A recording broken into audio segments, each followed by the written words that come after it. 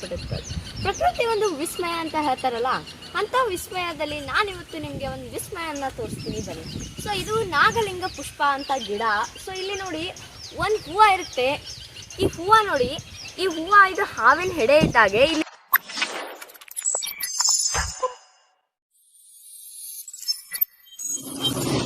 ಇಲ್ಲಿ ನೋಡಿ ಲಿಂಗು ಎಷ್ಟು ಚೆನ್ನಾಗಿದೆ.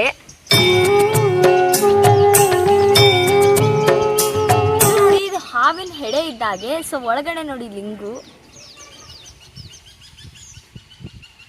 ಇಲ್ಲಿ ನೋಡಿ ದುಂಬಿಗಳು ಬಂದು ಮಕರಂದವನ್ನ ಹೆಂಗೆ ಹಿಡಿತಾ ಇದ್ದಾವೆ. ಈ ಗಿಡದ ಹೆಸರು ಬಂದ್ಬಿಟ್ಟು ನಾಗಲಿಂಗ ಪುಷ್ಪ ಅಂತ.